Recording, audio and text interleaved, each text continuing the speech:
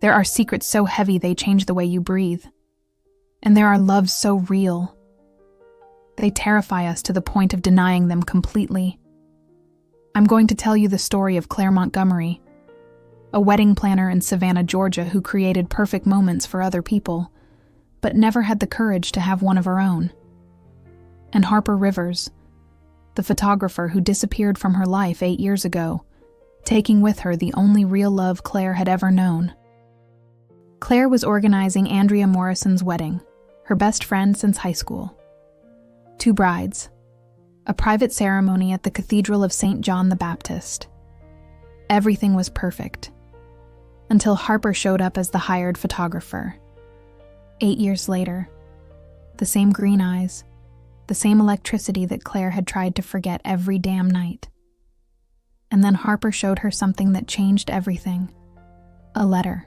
A letter Claire had written 8 years ago, confessing a love she never had the courage to send.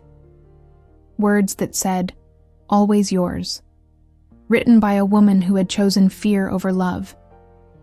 But what neither of them expected was that this wedding would never happen. Because when someone burst into the ceremony confessing the unthinkable, the whole city would discover they weren't the only ones hiding behind lies. This isn't just a story of forbidden love. It's a story of second chances, of courage, and of 2 women who had to lose everything to finally find each other. Stay with me until the end to discover this story. See you soon. There are secrets so heavy they change the way you breathe. Claire Montgomery knew this as she adjusted the white roses on the altar of the Cathedral of St. John the Baptist, feeling her hands tremble for no apparent reason.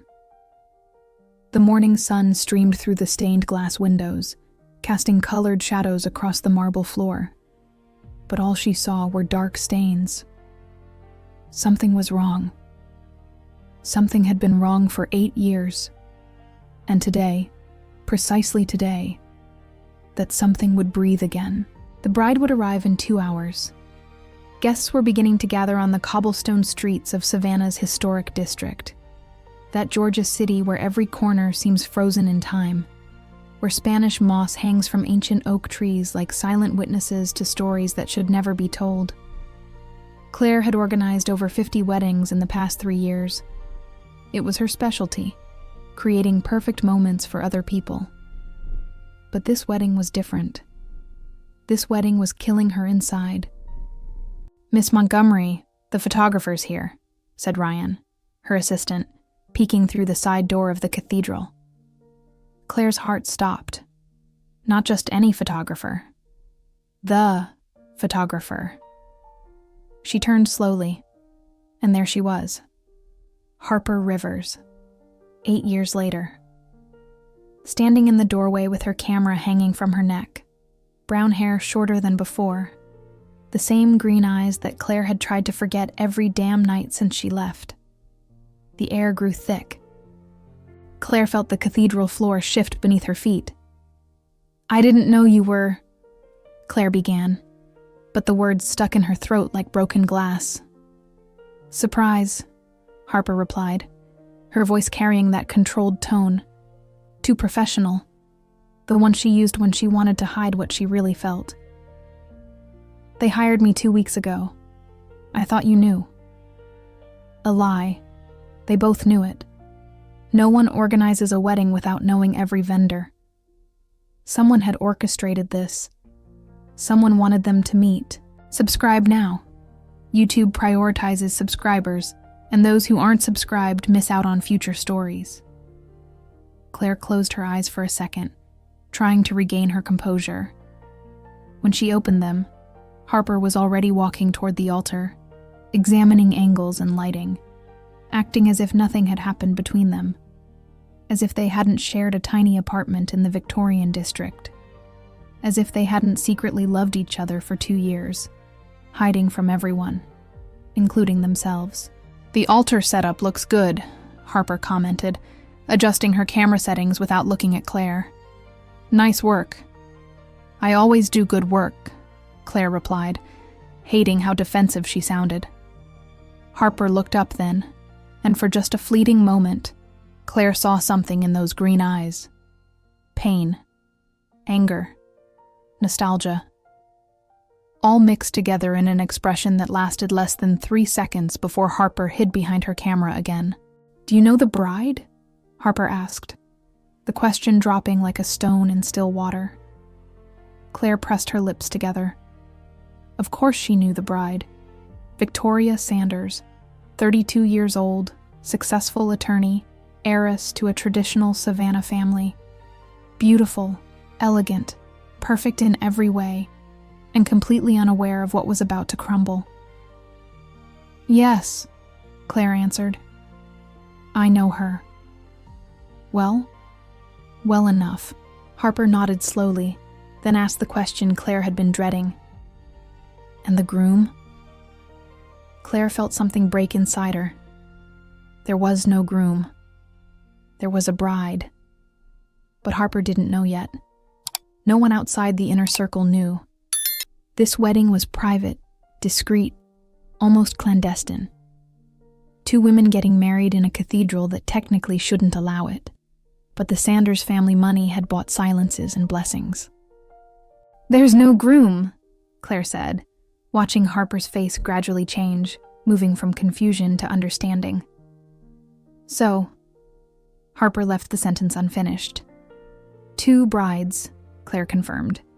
"Victoria Sanders and..." She stopped. She couldn't say it. Not yet. "And who?" Harper pressed, something dangerous in her voice now. Claire took a deep breath. The cathedral bells began to ring, announcing 11 o'clock. The sound reverberated off the stone walls, filling the space between them with an echo that seemed to come from another era. "And Andrea Morrison," Claire finished, pronouncing each syllable like a confession. Harper paled. Andrea Morrison, Claire's best friend throughout high school. The person who had consoled Claire when Harper left to study photography in Atlanta. The person who had been there, constant, loyal, secretly in love for years. "Andrea," Harper repeated, the name sounding like a reproach. "You organized Andrea's wedding?" "It's my job," Claire defended, but even she knew it sounded hollow. "Your job." Harper let out a bitter laugh, without humor. "Right. Your job." They looked at each other then, really looked at each other for the first time in 8 years, and everything they hadn't said, everything they'd buried, began to crawl up from the depths like something alive and hungry. Ryan reappeared in the doorway, oblivious to the tension cutting through the air like a knife. "Miss Montgomery, the florist is asking if the hydrangeas go on the pews or just at the altar." Claire looked away from Harper, grateful for the interruption. "Both," she answered mechanically. "And make sure the candles are lit 30 minutes before the ceremony." "Got it." Ryan disappeared again. When Claire looked back to where Harper had been standing, the photographer had already moved toward the back of the cathedral, taking photos of the stained glass, the vaulted ceiling, everything except Claire. Claire's phone buzzed in her pocket. A message from Andrea. "Everything ready? I'm so nervous. Can't believe I'm marrying the love of my life today." The love of her life. Victoria. Not Claire. It had never been Claire, though Andrea had waited years hoping it would be. Claire put away her phone without responding. Her eyes settled on the altar, on the white roses she'd arranged so carefully, on the perfectly aligned pews, on every meticulously planned detail. This wedding was a masterpiece, and it was also a lie. Because while Andrea was marrying Victoria, while 2 women finally had the courage to love each other publicly, Claire was still hiding, still pretending Harper had never existed, that what they'd shared hadn't been real. Harper passed by her carrying a tripod, and their arms accidentally brushed. It was contact lasting less than a second, but Claire felt electricity running down her spine. 8 years, 8 damn years, and her body still reacted like this. "Sorry," Harper murmured without stopping. But she wasn't sorry. Neither of them were. Claire left the cathedral needing air. The streets of historic Savannah were filled with tourists, photographing the antebellum architecture, vendors offering pralines and souvenirs, street musicians playing on corners. Everything seemed normal. The world kept turning while Claire's was falling apart. She leaned against a brick wall, closing her eyes. She could smell the gardenias that had arrived that morning, mixed with the aroma of coffee drifting from the Collins Quarter, the cafe on the corner. Familiar scents, comforting. But nothing could calm the chaos she felt inside. "You okay?" Harper's voice startled her. Claire opened her eyes. Harper stood 3 feet away, without her camera for the first time, just looking at her with that expression Claire knew too well. Genuine concern mixed with something darker. "I'm fine," Claire lied. "You're still terrible at lying. And you still show up where you're not invited." Harper took a step closer, then another, until they were inches apart, so close that Claire could see the fine lines around her eyes, the marks left by 8 years of life without her. "I didn't come by chance," Harper confessed in a low voice. "When I saw it was Andrea's wedding, I knew you'd be here. I needed to see you." "Why?" Claire's voice came out more broken than she intended. "Why now?" Harper opened her mouth to answer, but the sound of car horns interrupted the moment. A convoy of vehicles decorated with white ribbons and flowers was approaching down the street. Victoria's family, arriving early. "I have to work," Claire said, pulling away abruptly. "Claire, wait." "No." Claire turned around, firmness in her voice now. "Don't do this. Not today." Harper stood there in the middle of the cobblestone street, watching Claire hurry back to the cathedral. And for a moment, just one moment, she considered leaving, taking her camera, getting in her car, driving back to Atlanta and pretending this day had never happened. But she didn't, because she'd come for a reason. And that reason was tucked in the inner pocket of her jacket. A letter.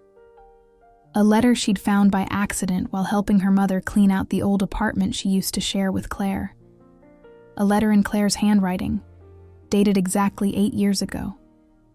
A letter that had never been sent. A letter that changed everything.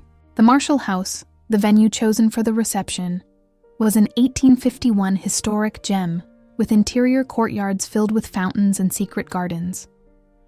Claire arrived an hour before the guests to supervise the final details. The tables were covered with ivory linen tablecloths. Centerpieces combined white roses with green succulents, and string lights hung from the ceiling, creating a starlit effect. Everything was perfect. Too perfect. Victoria Sanders appeared first, accompanied by her mother and 3 sisters. She was tall, light brown skin, long curly black hair, dressed in a white tailored suit that fit her like it had been painted on. When she smiled seeing the decorations, Claire felt a pang of something she couldn't identify. Envy? Sadness? "Claire, this is beautiful," Victoria exclaimed, hugging her with genuine affection. "You exceeded all my expectations." "I'm glad you like it," Claire responded, forcing a professional smile. "Has Andrea arrived yet?" Victoria asked, looking around with obvious anxiety. "Not yet. She'll go straight to the cathedral." "I'm so nervous," Victoria confessed, putting a hand to her stomach. "I feel like I'm going to throw up." Her mother, Mrs. Sanders, an elegant 60-year-old woman with hair perfectly styled in a low bun, patted her shoulder. "Those are normal nerves, sweetheart. All brides feel this way." But Claire knew these weren't normal nerves. Getting married as 2 women in Savannah, even in 2025, even with money and connections, was still an act of courage, or desperation. Harper appeared in the garden with her camera, and the atmosphere subtly shifted. Victoria noticed immediately. "You must be the photographer," she said, extending her hand. "Harper, right?" "Harper Rivers," she confirmed, shaking hands professionally. "Congratulations on your wedding." "Thank you," Victoria smiled, but then her gaze shifted between Harper and Claire, as if catching something in the air. "Do you two know each other?" "From a while back," Harper answered before Claire could speak. "Very briefly." A lie. 2 years wasn't brief. 2 years of sharing dreams, fears, beds, futures. 2 years was nothing brief. "What a coincidence," Victoria commented. But there was something in her tone suggesting she didn't believe in coincidences. Victoria's mother intervened, taking her daughter's arm. "Come on, you need to change. The ceremony is in less than an hour." They left, leaving Claire and Harper alone in the garden. The sound of fountain water filled the silence between them. "Victoria seems nice," Harper said, adjusting her camera settings. "She is.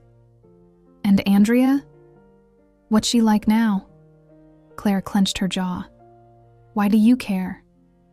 "Simple curiosity." Harper raised the camera and took a photo of the garden. "After all, she's getting married while you organize everything. Must be difficult." "You don't know what you're talking about." "Don't I?" Harper lowered the camera and looked directly at Claire. "Andrea was in love with you for years.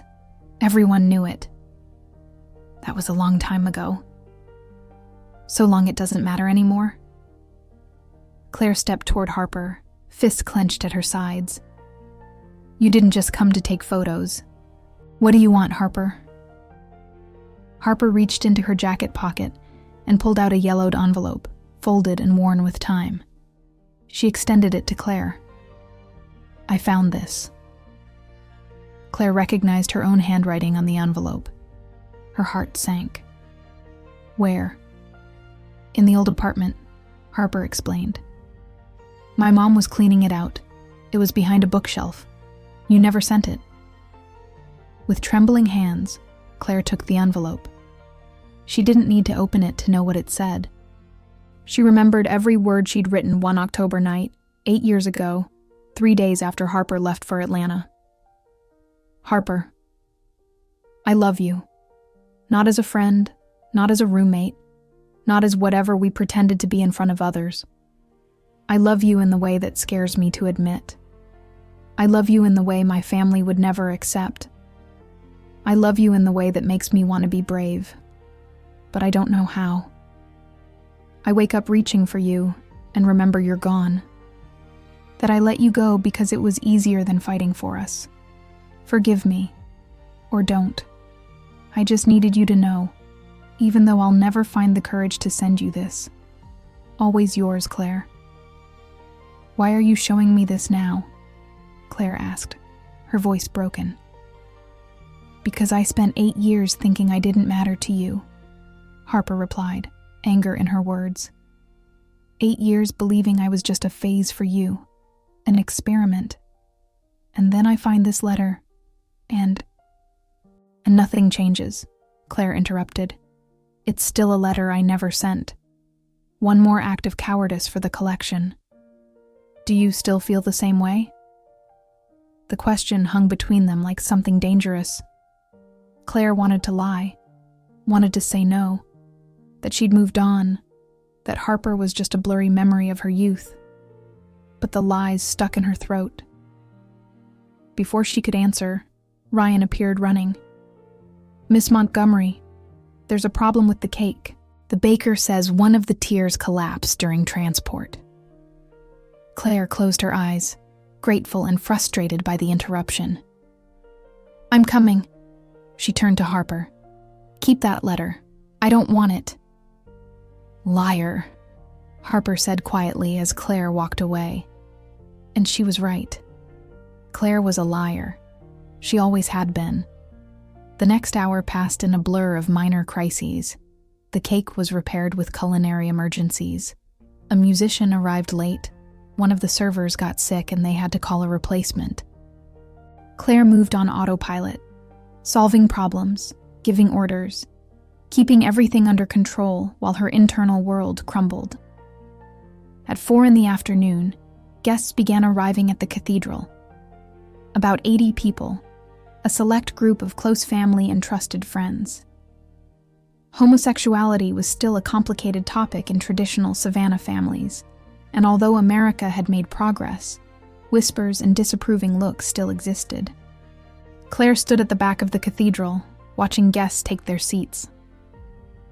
Harper was up front, positioning her camera, preparing to capture every moment. Her movements were fluid, professional, but Claire could see the tension in her shoulders. Andrea arrived 15 minutes before the ceremony. She wore a simple white dress, elegant, with lace on the long sleeves.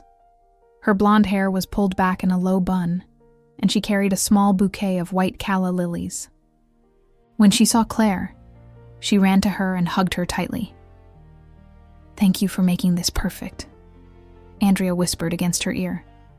"I know it wasn't easy." Claire tensed. How much did Andrea know? How much did she suspect? "It's my job," she replied, repeating the same empty words. "No," Andrea pulled back, looking directly into her eyes. "You're my best friend, and I know this is more than just a job for you." There was something in her gaze, something Claire couldn't decipher. Compassion? Pity? Knowledge of something she shouldn't know? The organ began to play. The wedding march. Victoria was already at the altar, waiting. It was time for Andrea to walk down the aisle. "Go," Claire said, squeezing her hand. "Your future is waiting." Andrea smiled, but it was a sad smile. "I wish things were different," she said so quietly Claire almost didn't hear her. And then she began walking. Step by step, between the pews decorated with white hydrangeas, under the lights filtering through the stained glass, toward the woman she'd chosen as her future. Claire leaned against the back wall of the cathedral, feeling her legs tremble. Harper turned her camera toward her for just a second, and their eyes met through the lens.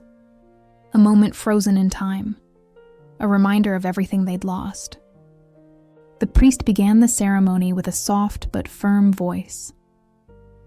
"We are gathered here to celebrate the love between Victoria and Andrea, two souls who have decided to unite in marriage." The words blurred into distant murmuring for Claire. She watched as Andrea and Victoria looked at each other, held hands, smiled at each other with that mixture of nervousness and happiness that characterizes couples on their wedding day. And she felt something breaking inside her. Not because she wanted to be in Andrea's place, not because she loved Victoria, but because she'd never had the courage to have what they had in that moment, the freedom to love without hiding. Harper kept photographing, capturing every gesture, every look, every tear rolling down guests' cheeks. It was what she did best, seeing what others didn't see, finding beauty in imperfect moments. Claire remembered the first time she saw Harper with a camera.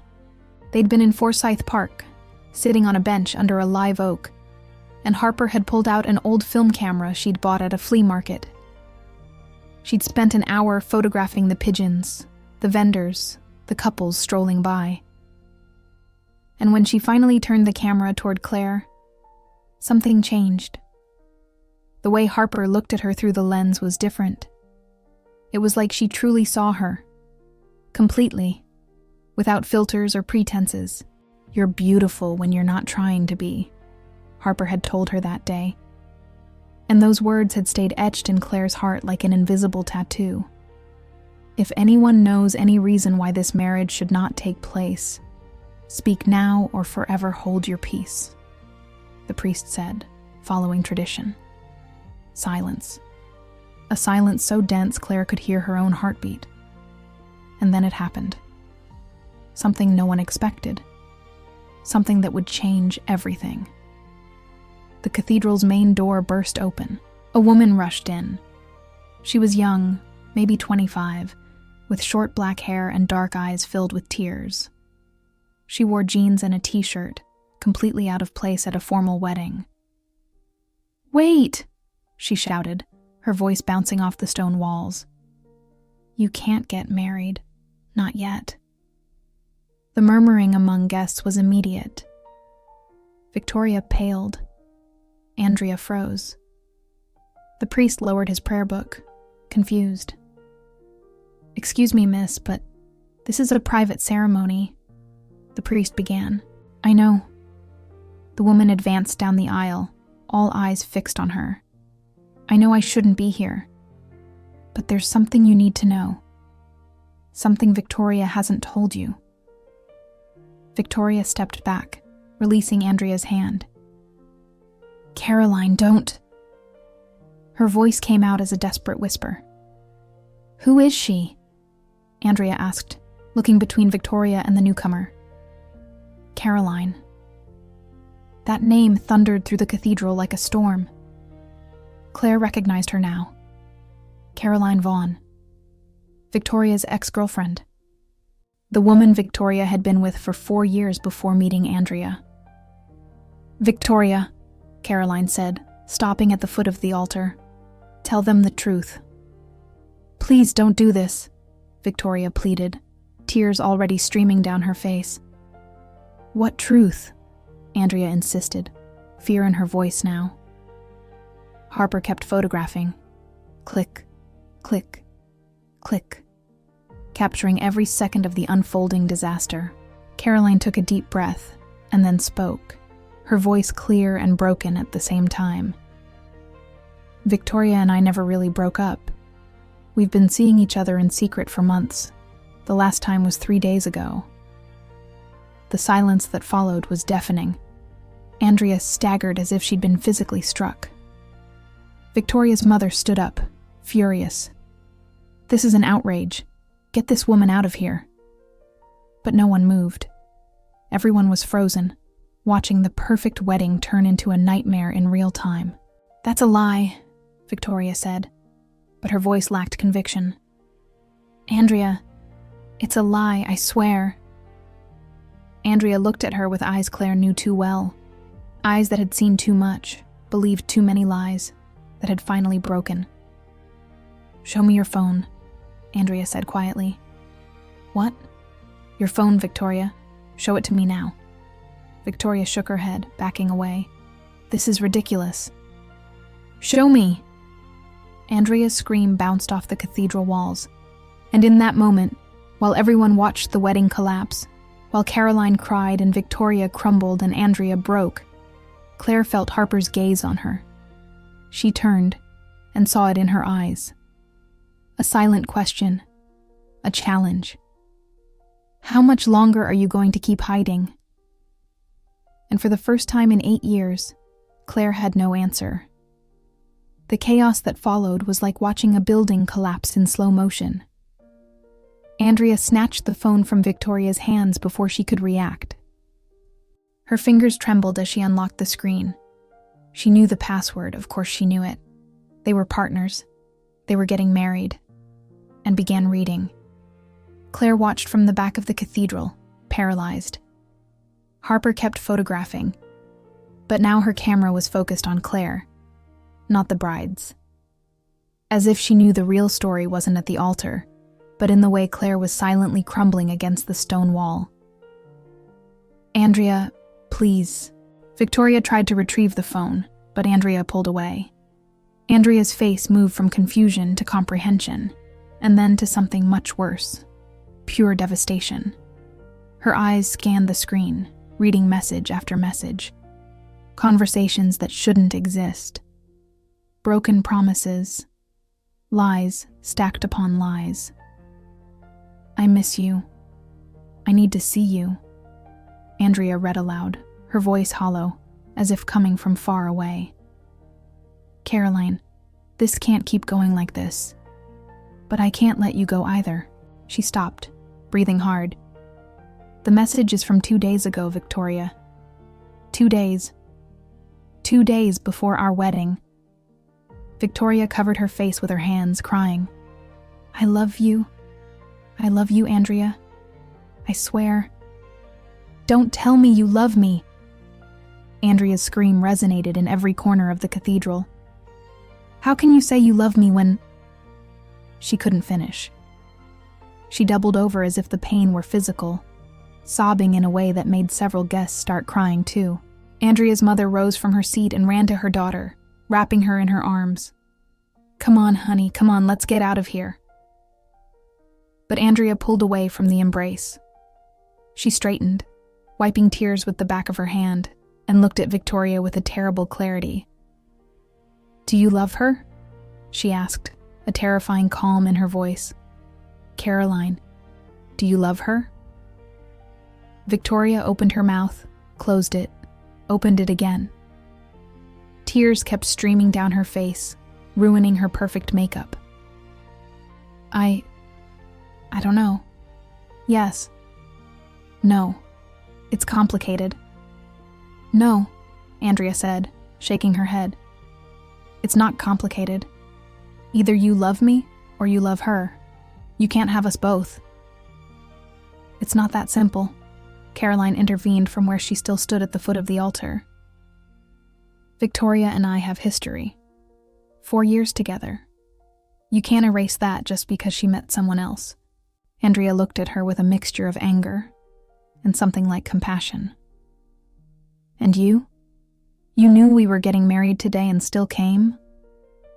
I came because I love her, Caroline replied without hesitation. And because Victoria called me last night crying, telling me she was making a mistake, that she couldn't marry you. Those words fell like bombs. Andrea stumbled. Claire saw the exact moment something broke irreparably inside her best friend. She saw it in the way her shoulders collapsed, in how the bouquet of white calla lilies slipped from her hands and fell to the floor. If any part of this story feels like your life, the hype button helps make sure it doesn't stay silent. The priest tried to regain control. I think it would be best if we all calm down and... No, Andrea interrupted, raising a hand. There's nothing to calm down. This wedding isn't happening.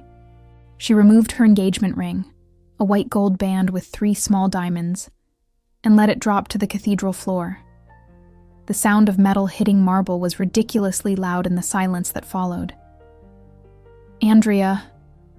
Victoria took a step toward her, but Andrea backed away. Don't touch me. Never touch me again. And then, with a dignity that broke the hearts of everyone present, Andrea walked down the aisle toward the exit. Her mother followed, as did several family members. Guests began standing, murmuring among themselves, not knowing what to do. Claire reacted on professional instinct. She ran toward Andrea just as she reached the door. Andrea, wait. Andrea stopped but didn't turn around. Her voice came out low, broken. Did you know anything about this? No, Claire answered honestly. I swear I didn't know anything. But you suspected, Andrea said, and now she did turn to look at her. I saw how you looked at her during the planning meetings, like you knew something wasn't right. Claire didn't know what to say, because it was true. She'd seen the signs. The messages Victoria answered in secret. The times she canceled meetings at the last minute. The way she sometimes seemed mentally elsewhere, even when they were discussing wedding details. I'm sorry, was all she could say. Andrea nodded slowly, accepting the apology, though not the absolution. You know what the worst part is? She asked. Part of me always knew this would happen. Victoria never looked at me the way... She stopped, taking a deep breath. The way you and Harper used to look at each other when you thought no one was watching. Claire felt like the air had been ripped from her lungs. Andrea. I always loved you, Claire, Andrea confessed, an ancient sadness in her words. Since high school. But you never saw me that way. And when Harper left and I thought I'd finally have a chance, I discovered you can't force someone to love you. So I settled for Victoria. For someone who said she loved me but was clearly settling too. Tears ran down Claire's face now. I didn't know. I never wanted... I know. Andrea touched her cheek gently. It's not your fault. None of us are guilty of who we love, only of the lies we tell to hide it. And with that, she left. Disappeared into the cobblestone streets of historic Savannah, leaving behind a destroyed wedding and an empty altar. Claire stood in the cathedral entrance, watching guests leave in small groups, murmuring, judging, gossiping. This would be all over the city by day's end. The wedding that never was. The Sanders scandal. Victoria remained at the altar, crying in her mother's arms. Caroline sat in a pew, head in her hands. The priest had discreetly disappeared into the sacristy. Harper appeared beside Claire, putting her camera away in her bag. "Hell of a way to end a wedding," she commented. No mockery in her voice, just a kind of exhaustion.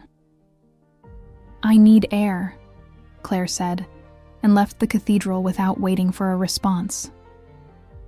The streets of Savannah were bathed in golden sunset light. It was nearly 6 o'clock. Under normal circumstances, they'd be at the reception now, toasting, dancing, celebrating. Instead, Claire walked aimlessly through the historic streets, passing art galleries, restaurants, souvenir shops, everything blurred by tears. She didn't know how long she walked. It could have been 10 minutes or an hour. She found herself facing Forsyth Park, the heart of the city, with its iconic fountain surrounded by enormous live oaks draped in Spanish moss. She sat on a bench under an oak, in the same spot where she used to sit with Harper years ago. And that's where Harper found her. "I followed you," Harper said, sitting beside her without asking permission. "Thought you shouldn't be alone." "I don't want to talk," Claire replied. "Fine, we won't talk." They sat in silence, watching pigeons peck at the ground, street vendors offering pralines to children, couples strolling hand in hand. Life kept happening around them, completely oblivious to the disaster they'd just witnessed. It was Harper who finally broke the silence. "Did you know Andrea was in love with you?" "Not really," Claire admitted. "I mean, maybe I suspected, but I never thought it was that serious." "And if you had known, would you have done anything differently?" Claire turned to look at her. "What do you want me to say, Harper? That I should have given her a chance? That I should have pretended I loved her?" "No." Harper shook her head. "I want to know if you've ever given yourself the chance to be with someone you actually love. Or if you only know how to run." The hit was direct and hurt exactly as it should. "That's not fair. Isn't it?" Harper leaned forward, elbows on knees. 8 years ago, I asked you to come with me to Atlanta, to build something together away from here, where no one knew us, where we could be free. And you know what you said?" Claire closed her eyes. Of course she knew. She remembered it every night. "You said you couldn't leave your family," Harper continued. "That you couldn't disappoint your mother. That you needed time to think. And while I waited in Atlanta, hoping you'd make a decision, you stayed here. I know. You don't need to remind me. Someone needs to." Harper straightened, looking directly at her. "Because you're about to do the same thing again. Hide. Pretend you don't feel what you feel. Let time pass until it's too late." "It's already too late," Claire said. "It's been too late for 8 years." "Is it?" Harper pulled out the letter again, the one Claire had written and never sent. "Because this doesn't sound like someone who's moved on." Claire snatched the letter from her hands, crumpling it in her fingers. "I was a kid when I wrote that, 23 years old. I didn't know what I wanted." You were 23, Harper agreed. Now you're 31. Do you know what you want yet? The question hung between them. Claire could hear her own heartbeat, could feel Harper's warmth so close, could smell her perfume, the same as before, spices and something floral she'd never been able to identify. I don't know if what I want even matters, she finally replied. Some things just aren't meant to be. Coward, Harper said quietly, but with an intensity that cut deeper than any scream. Claire stood up abruptly from the bench. What did you want me to do? What do you expect from me, Harper? To say I made a mistake? That I ruined the best thing that ever happened to me? That I think about you every damn day and hate myself for it? Yes! Harper also stood up, facing her. I want you to admit it mattered to you. That I wasn't just a phase or an experiment. That what we had was real. It was real! Claire shouted, and several people in the park turned to look. Of course it was real. It was the most real thing I've ever had in my life, and that's exactly why it terrified me so much. Because I knew my family would never accept it. That my mother would stop speaking to me. That my father would look at me like he didn't know me. That I'd lose everything I knew. But you lost me, Harper said, tears in her eyes now. And apparently that was easier to accept. Claire had no answer for that. Because it was true. She'd chosen the comfort of her family, her city, her known life, over love. And she'd paid the price every day since. A little girl nearby tripped and fell on her knees. She started crying. Her mother ran to her, picked her up, consoled her with soft words while checking her scraped knees. The girl calmed quickly, clinging to her mother's neck. Harper and Claire watched the scene in silence. Sometimes I think about how it would have been, Harper said quietly. If we'd been brave. If we'd built something together. Harper? I'm not asking for anything, Harper interrupted. I just want you to know I came today because I needed to see you. Needed to know if you still felt something, or if it really had just been me, holding onto a ghost. Claire looked at her, really looked at her, for the first time since she'd appeared that morning at the cathedral. She saw the fine lines around her eyes that hadn't been there 8 years ago. Saw how her hair had some gray threads that shone in the sunset light. Saw she was no longer the 25-year-old who'd left to chase her dreams. She was a 33-year-old woman with scars and experiences, and a life Claire didn't know. And yet, her heart still beat faster when she looked at her. I never stopped feeling, Claire confessed, the words coming out as if they'd been trapped for years. Not a single day. I dated other people, tried to move on, but they were all shadows compared to you. Harper closed her eyes, as if hearing that was physically painful. So what do we do with this? She asked when she opened them again.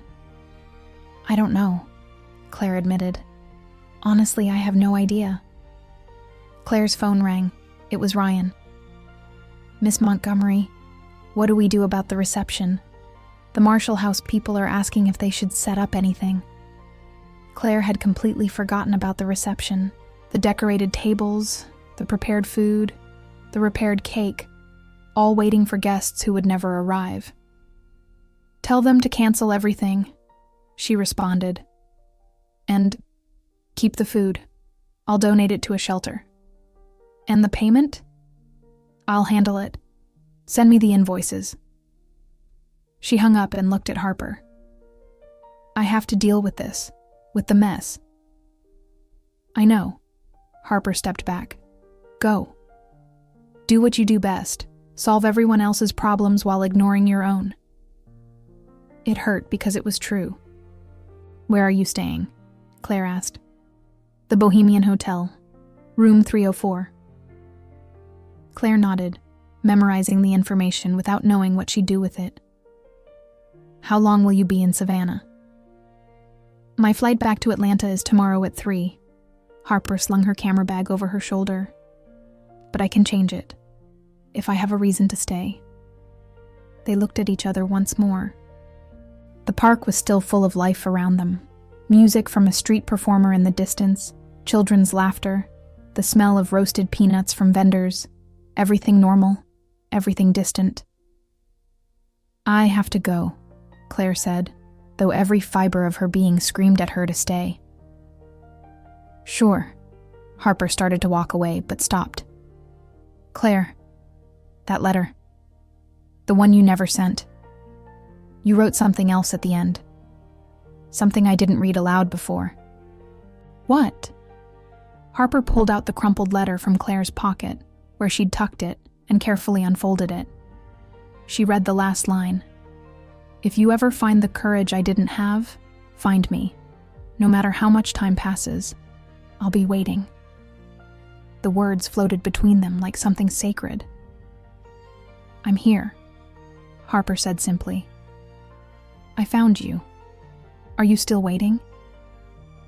And without waiting for an answer, she left, walked between the moss-draped oaks, past the iconic fountain, disappeared among the crowd of tourists photographing the historic district. Claire stood there, holding the crumpled letter, feeling her world slowly reorganize around a truth she'd been denying for 8 years. She was still waiting. She'd always been waiting. Night fell over Savannah like a heavy blanket. Claire spent the next 3 hours coordinating the reception cancellation, talking to vendors, signing checks, managing the logistical chaos of a wedding that never happened. Ryan helped her in silence, asking no questions, which Claire deeply appreciated. At 9 o'clock, when she finally finished resolving the last detail, she found herself standing in front of the Marshall house, looking at the now empty interior courtyard. The tables were still decorated. The string lights still hung from the ceiling.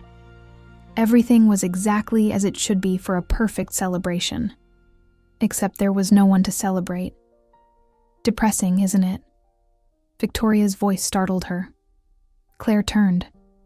Victoria leaned against a wrought iron column, still in her wedding attire, though her makeup was ruined, and her loose hair fell over her shoulders. She held a half-empty wine bottle. You shouldn't be here, Claire said.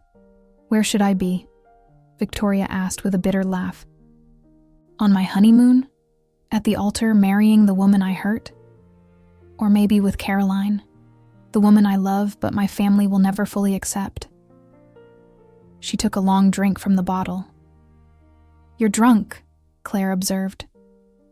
I'm devastated, Victoria corrected.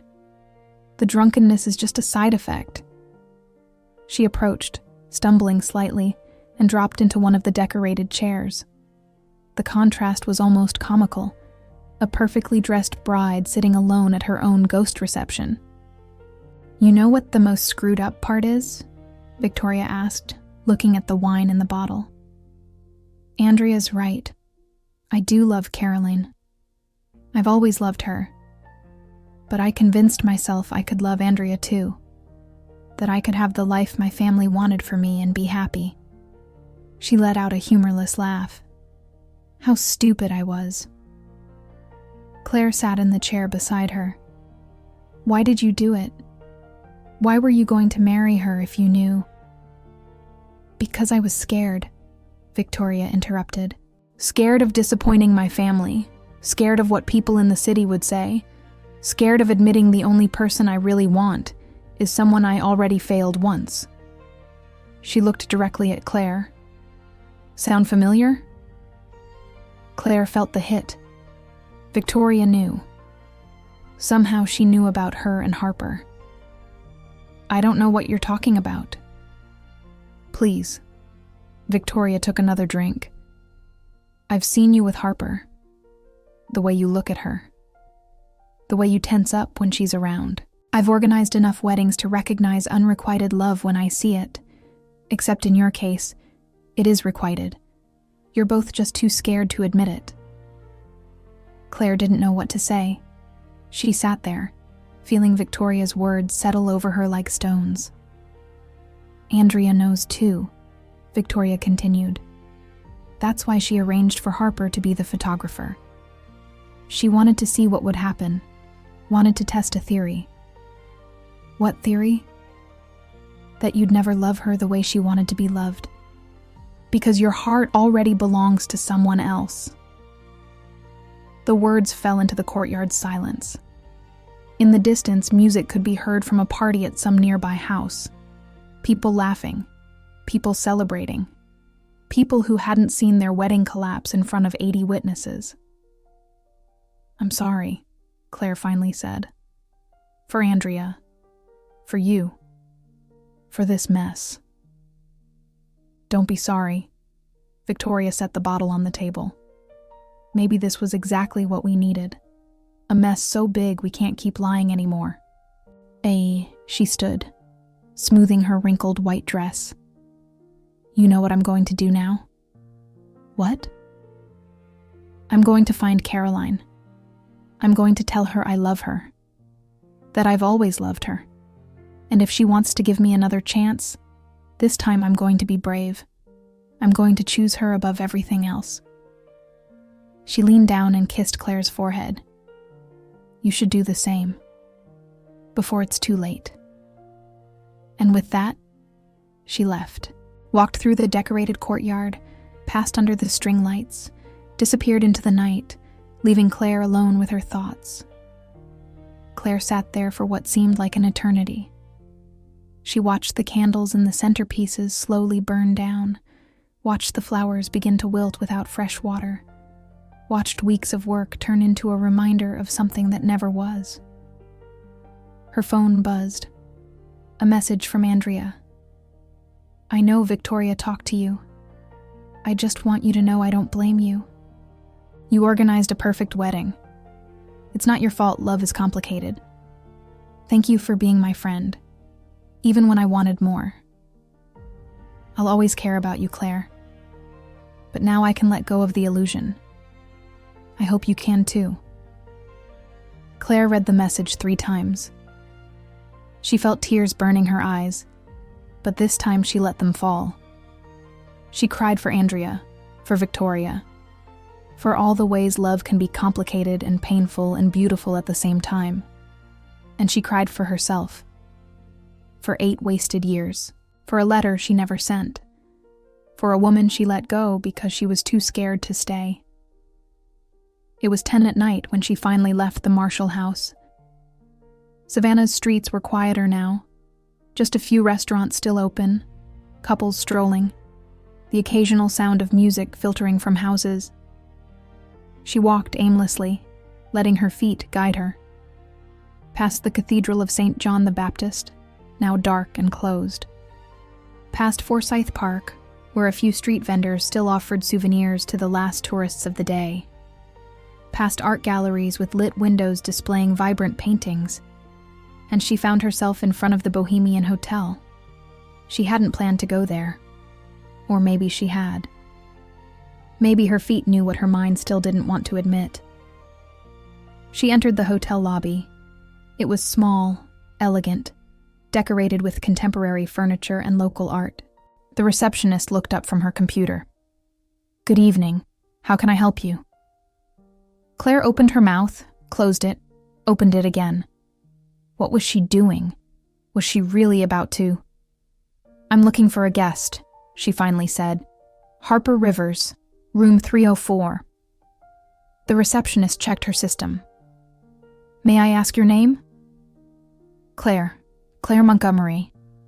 The receptionist picked up the internal phone, dialed, waited.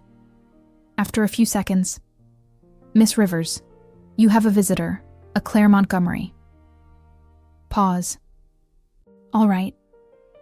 She hung up and smiled at Claire. You can go up. Elevators to the right, 3rd floor. Claire took the elevator, feeling each floor was a commitment. 2nd floor, 3rd floor. Hallway with exposed brick walls and modern lighting. Room 304. She stood in front of the door for 30 seconds before finally knocking. Harper opened almost immediately, as if she'd been waiting on the other side. She wore jeans and a gray t-shirt, barefoot, hair still damp from a recent shower. "I didn't think you'd come," she said. "Neither did I," Claire admitted. They looked at each other through the doorway. Everything they needed to say was in that silence. "Are you coming in?" Harper finally asked. Claire stepped forward, crossing the threshold. Harper closed the door behind her. The room was small but modern. A bed with white bedding, a desk, a window overlooking the historic district. Harper's camera sat on the desk next to her laptop. "Want something to drink?" Harper asked. "I have water, coffee." "No," Claire shook her head. "I just need to say something before I lose my nerve." Harper stood still, waiting. Claire took a deep breath. "I made a mistake. 8 years ago, when I let you go, I made the worst mistake of my life. And I've spent every day since trying to convince myself I did the right thing. That choosing my family, my comfort, my known life was the mature and responsible decision. But I saw what happened today. I saw Victoria and Andrea destroy each other because one of them didn't have the courage to choose love over fear. And I don't want..." Her voice broke.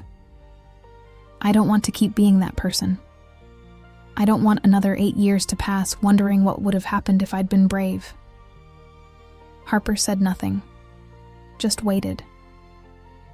"I love you," Claire continued, the words coming out like a confession and a plea at the same time. "I've loved you since I was 23, and you looked at me through your camera in Forsyth Park. I loved you when we shared that tiny apartment and pretended to be just roommates. I loved you when you left for Atlanta, and I've loved you every day since. And I know I have no right to ask you for anything after all this time, but..." "Stop," Harper said, something in her voice making Claire immediately quiet. Harper moved closer, closing the distance between them until they were inches apart. 8 years, Harper said quietly. 8 years thinking I wasn't enough for you, that our love wasn't strong enough for you to fight for it. Do you know what that does to a person? I'm sorry. I'm not finished. Harper raised a hand. 8 years convincing myself I needed to move on. I dated other people, tried to fall in love again, but no one made me feel what you did. And I hated that. Hated that you still had that power over me. Tears ran down Claire's face now. But I came here today, Harper continued. I came because I found that letter and thought maybe, just maybe, there was still a chance. And now you're standing in my hotel room telling me everything I needed to hear 8 years ago, and I... She stopped, breathing hard. And you what? Claire asked in a whisper. Harper closed her eyes for a moment. When she opened them, there was a terrible clarity in them. And I need to know this time is different. I need to know if I choose to believe in this again. If I lower the defenses it took me years to build, you're not going to run when things get difficult. Because your family still won't accept it. The city will still gossip. And it's going to be hard, Claire. It's going to be harder than anything we faced before. I know, Claire said, taking another step closer. And I'm scared. I'm terrified.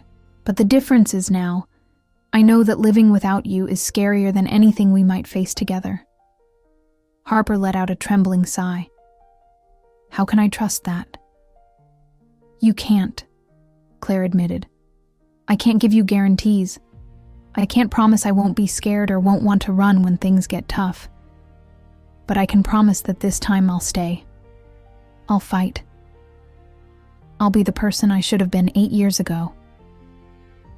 They're just words, Harper said, but there was hope in her voice now. Then let me show you. Claire raised a hand and touched Harper's face gently, as if she were something precious and fragile. Let me spend every day of the rest of my life proving I mean it. Harper closed her eyes at the touch, leaning into Claire's hand. You're going to break my heart again, she whispered. No, Claire promised. Never again. And then, after 8 years, after countless nights of regret and longing, after a letter that was never sent and a wedding that never happened, Claire closed the final distance between them and kissed Harper. It was like coming home, like breathing after being underwater too long, like finding something you thought you'd lost forever. Harper responded to the kiss with an intensity that spoke of 8 years of pain and need and unrequited love. Her hands tangled in Claire's hair, pulling her closer, as if she couldn't bear even an inch of distance between them. When they finally separated, both were crying. "Cancel your flight," Claire said against Harper's lips. "Stay." "How long?" "As long as you want. A day, a week, forever. Just stay." Harper kissed her again, softer this time, and whispered against her mouth, "Okay, I'll stay." They held each other in the middle of the hotel room while outside Savannah slept, oblivious that two broken hearts had finally found their way back to each other.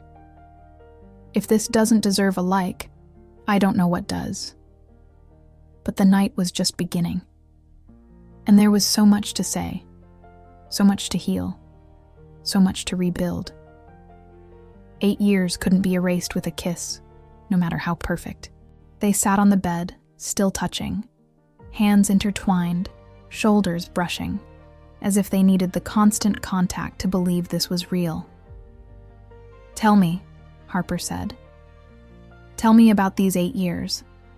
Everything I missed."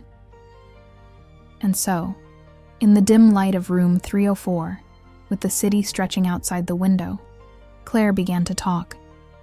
She told her about the early years, when the pain was so sharp she could barely function, about how she'd buried that pain in work, organizing weddings for other people because it was easier than facing her own empty life. She told her about the women she'd dated, few, casual, nothing that lasted more than 3 months, about how she'd always find some excuse to end things before they got serious. She told her about Andrea, about how her friend had been there through everything, offering a constant love that Claire could never return the right way, about the guilt she felt for that. She told her about her family, about how her mother still asked when she was going to settle down and find a good man, about how every family gathering was a reminder of the life she wasn't living. And Harper listened, didn't interrupt, didn't judge, just listened, stroking Claire's knuckles with her thumb in a constant, comforting rhythm. When Claire finished, it was Harper's turn. She told her about Atlanta, about how she'd built a successful career as a photographer, about exhibitions, awards, projects that had taken her all over the South and beyond.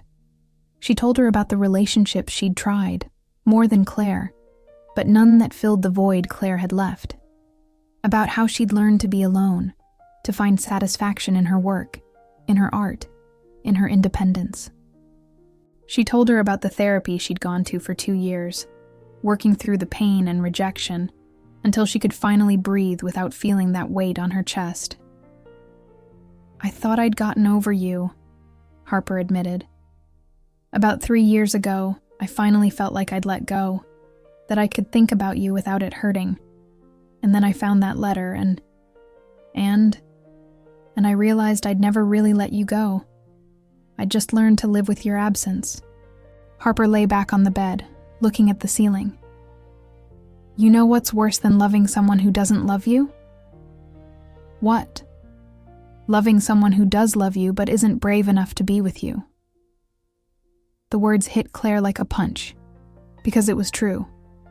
All this time, all this pain, had been avoidable. If only she'd had the courage. "I'm sorry," she said for the umpteenth time. "I know it's not enough, but..." "Stop." Harper sat up, looking directly at her. "Stop apologizing. We can't change the past. We can only decide what to do now. And what do you want to do?" Harper was thoughtful for a moment, then smiled. the first genuine smile Claire had seen on her face since she arrived that morning. "I want you to take me to breakfast tomorrow, to that place where we used to go, the one that makes amazing biscuits and gravy." "The Collins Quarter?" Claire asked, feeling something warm expanding in her chest. "That's the one. And then I want you to show me how the city's changed in 8 years. I want to walk with you through the streets without hiding. I want..." She stopped, biting her lip. "What?" Claire pressed. "I want you to tell your family about us," Harper finished, nervousness in her voice. "Not right now, not tomorrow, but eventually. Because if we're going to do this, if we're really going to try, I can't be your secret again. I wouldn't survive that." Claire felt the familiar fear climbing up her throat. The idea of telling her mother, her father, her siblings was terrifying. But she looked at Harper, saw the vulnerability in her eyes, the hope mixed with fear, and knew she had no choice. "I promise," she said. "I'll tell them. When we're ready, when the time is right, I'll tell them." Harper nodded, and something in her expression softened. They stayed awake past midnight, talking, filling in the blank spaces of 8 years, rediscovering each other. Sometimes they laughed, remembering silly moments from when they lived together. Sometimes they cried, processing the pain they'd caused and endured. And sometimes they just stayed silent, embraced, letting physical proximity communicate what words couldn't. Eventually, exhaustion overcame them. They fell asleep intertwined on the bed, still dressed, without having bothered to turn off the lights. Claire woke first, when the first rays of sun filtered through the window. For a moment, disoriented, she didn't know where she was. Then she felt Harper's weight against her, saw her brown hair spread across the pillow, and everything came back. It hadn't been a dream. Harper was there. They'd talked. They'd kissed. They'd promised to try. Claire watched Harper sleep, memorizing the details, the way her eyelashes rested against her cheeks, the small wrinkle between her eyebrows, the soft rhythm of her breathing. 8 years. They'd wasted 8 years. But maybe, just maybe, it wasn't too late to recover what they'd lost. Harper moved, slowly opening her eyes. When she saw Claire watching her, she smiled. A sleepy, beautiful smile that made Claire's heart flip. "Good morning," she murmured. "Good morning," Claire replied, leaning down to kiss her forehead. "Are you still taking me to breakfast?" "Of course. And do you still believe everything you said last night?" The question hung between them, loaded with vulnerability. "Every word," Claire promised. "Every word." Harper sat up, stretching. The sunlight illuminated her profile, creating a golden halo around her. "Then," she said, "let's start this day the right way.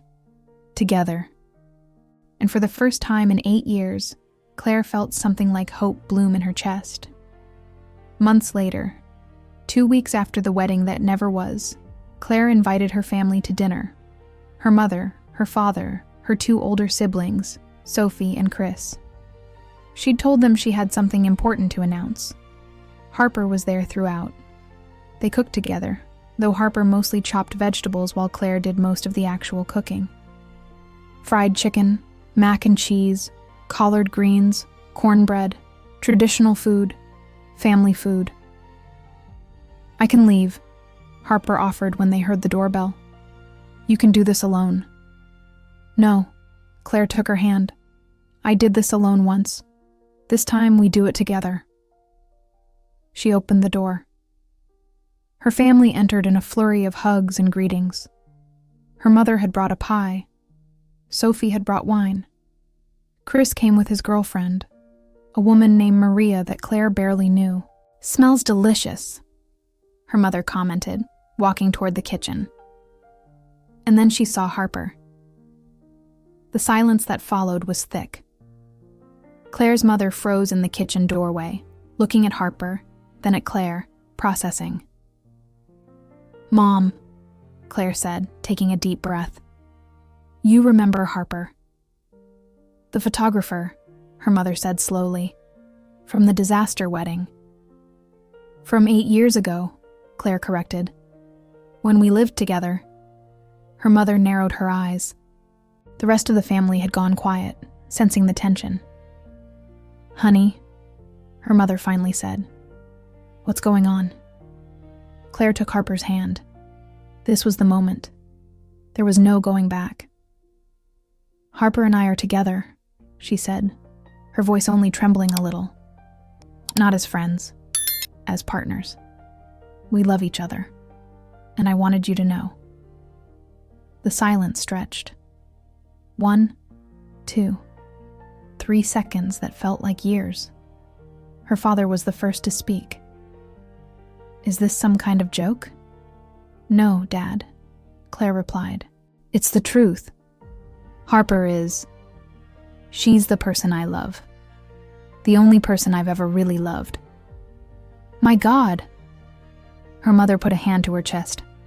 "All this time, when you lived together..." "We were together," Claire confirmed. "But I was too scared to tell you." "Is that why she left?" Sophie asked. And there was something in her voice that wasn't judgment, but genuine curiosity. "Harper, is that why you moved to Atlanta?" Harper nodded. Claire wasn't ready to come out, and I couldn't keep being her secret. "But now I am," Claire said, looking at her parents. "I'm ready. I'm ready to live my truth, even if that means... even if you can't accept it." Her father stood up abruptly. "I can't. I need air." He went out to the balcony, closing the glass door behind him with a sharp sound. Her mother remained seated, looking at her hands. Tears ran silently down her face. "Mom." Claire took a step toward her. "Just give me a moment," her mother said, raising a hand. "I just need a moment." It was Sophie who broke the tension. She stood, walked toward Claire and Harper, and extended her hand to Harper. "Welcome officially to the family," she said, "though apparently you've been part of it for years." Harper took her hand, surprised. "Thank you." "Don't thank me yet," Sophie smiled sadly. "This is going to be complicated, but..." She looked at Claire. "But you're my sister. And if this makes you happy, then I'm going to try to understand." Chris approached too, more hesitantly. "It's a lot to process," he admitted. "But..." "Sophie's right. You're our sister." Claire's mother finally looked up. Her eyes were red, swollen from crying. "How long?" she asked. "How long have you been... like this?" 8 years ago, we were together for 2 years, Claire explained. Then we separated, and 2 weeks ago, we reconnected. "At that wedding?" Her mother shook her head. "The wedding you organized. The one that was all over the local news." "Yes." "My God!" Her mother stood, walking to the window. "What will people say?" "I don't care what people say," Claire said, and it was true. "I only care what you say, what Dad says." Her mother turned, and there was something complicated in her expression. Pain, confusion, but also something more. Something that might have been love trying to understand. "I need time," she finally said. I don't know how to process this right now, but..." She took a deep breath. "But you're my daughter, and that doesn't change." It wasn't acceptance, but it wasn't rejection either. It was something in between. A gray space where something more could grow. Her father never came back in. Eventually, her mother went out to the balcony with him. Claire could see them talking, gesturing, her father shaking his head repeatedly. When they finally returned, her father wouldn't look at Claire. "I'm leaving," he said simply. I can't be here right now." And he left. Went down the stairs, left the building, disappeared into Savannah's streets. Her mother stayed a moment longer. "I'm going with him," she said. "But I'll call you tomorrow or the next day. Just give me time." She kissed Claire on the forehead, an automatic maternal gesture, and then left too. Sophie and Chris stayed. They had dinner, though the atmosphere was tense and strange. They talked about superficial things, carefully avoiding the main topic. Maria, Chris's girlfriend, was surprisingly supportive, sharing that she had a gay cousin and understood it wasn't easy. When everyone finally left, Claire and Harper were alone in the apartment, surrounded by dirty dishes and a half-eaten dinner. "I'm sorry," Harper said. "That was necessary," Claire finished. "Difficult, but necessary." She sank onto the couch. "My father wouldn't even look at me." Harper sat beside her, wrapping her in her arms. "You gave him a lot to process. Give him time. What if he never accepts it? Then we'll live with that," Harper said simply. "Together." She kissed her hair. "But at least now the truth is out. You're not hiding anymore." Claire curled against her, feeling the weight of the night settling on her shoulders. She'd taken the step. She'd told the truth. And though it hadn't ended as she'd hoped, she'd survived. What she didn't know was that her mother had cried all the way home, that her father had driven around the city for hours, wrestling with years of ingrained beliefs, that both, in their own way, were trying to reconcile the love they felt for their daughter with the preconceptions they'd had about her life. Change was slow, but it was beginning. 3 years later, 3 years after the wedding that never was, on an October afternoon when the sky over Savannah was painted orange and pink, Harper took Claire to Forsyth Park, to the same spot where they'd sat the first time, where Harper had photographed Claire and told her she was beautiful. "I have something for you," Harper said, pulling a small velvet box from her pocket. Claire's heart stopped. "Harper, I know we already live together," Harper said, opening the box to reveal 2 silver rings with turquoise inlays. "I know we're already partners in every way that matters. But I want to make it official. I want to marry you, Claire Montgomery, not in secret, not hiding, but publicly, in front of everyone we love, in this city that saw us fall in love." She took Claire's hand. "I want you to plan the perfect wedding. Our perfect wedding." Tears ran down Claire's face, but this time they were tears of pure joy. "Yes," she whispered. 1,000 times yes. Harper slid the ring onto her finger. Claire did the same with the other ring. And there, in Forsyth Park, under the live oak where it all began, they kissed while passers-by applauded, while pigeons flew overhead, while life kept moving around them. But for them, time stopped. Only the 2 of them existed. Finally free. Finally honest. Finally home. The wedding was planned for 6 months later. Claire, of course, organized every detail. But this time, it wasn't someone else's job. It was her own love story. They chose the Savannah Botanical Gardens, an open space surrounded by native plants and ancient oaks, overlooking the river. Intimate, beautiful, perfect. It wasn't a large wedding. 80 guests, similar to Andrea and Victoria's wedding that never happened. But these guests came to celebrate, not to judge. Andrea was there, with her girlfriend Maria. Victoria and Caroline came from Charleston.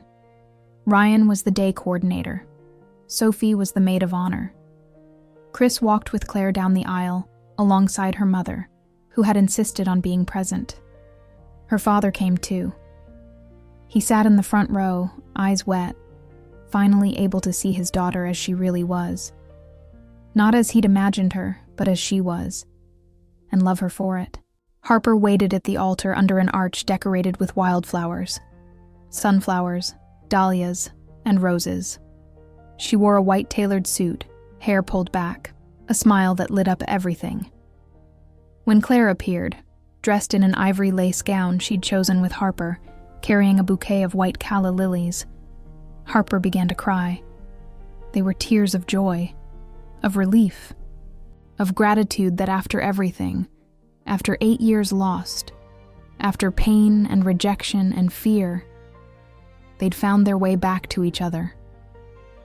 The ceremony was officiated by a civil judge Sophie knew.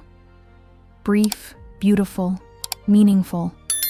They exchanged vows they'd written together. I promise to love you on good days and difficult ones. I promise to be brave when you're scared. I promise to be your home. I promise never to hide again. When the judge declared them wives, the applause was deafening. And when they kissed, Claire felt something finally settle in her chest. A deep peace, a completeness. The reception was everything a wedding should be. Delicious food, live music, dancing under the stars. Claire's mother danced with Harper, a moment that made Claire cry. Her father hugged her, whispering in her ear, "Forgive me for taking so long. I love you, sweetheart." And she forgave him, because love, she'd learned, was stronger than fear. At midnight, Harper pulled Claire aside. "There's something else," she said, pulling out an envelope. "More surprises?" "The best one." Harper handed her the envelope. "Open it." Inside were 2 plane tickets to Paris for their honeymoon. "Harper," Claire had no words. 2 weeks in France, Harper said. "Just you and me. No work, no responsibilities. Just us, exploring the world together." Claire kissed her hard, feeling gratitude and love overflowing from her chest. The night continued with celebration, but eventually, like all parties, it came to an end. Guests left one by one, leaving hugs and congratulations and promises to visit soon. When only Claire and Harper remained, standing in the now empty garden, looking at the lights of Savannah gleaming in the distance, Claire finally spoke. "Did you ever think we'd get here?" "Honestly," Harper hugged her from behind. "No. After you let me go 8 years ago, I thought you were a closed chapter, a beautiful but painful story I'd have to get over. And now? Now I know you weren't a chapter." Harper turned her to face front.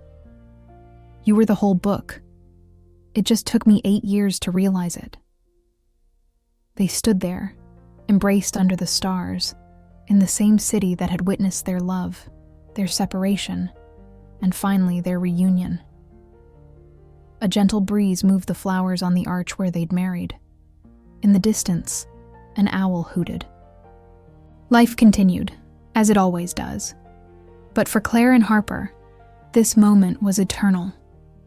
And there, in that garden under the stars, with the city that had seen them grow and love stretching in the distance, Claire Montgomery, now Claire Rivers, finally understood what it meant to be complete. Not by finding perfect love, but by having the courage to fight for it. If you want the continuation of this story, write it in the comments, because that's the only way I'll know what you want. And don't forget that YouTube only prioritizes subscribers. So subscribe now, so you don't miss the next story that will make you believe in love and second chances. This is just the beginning. See you soon.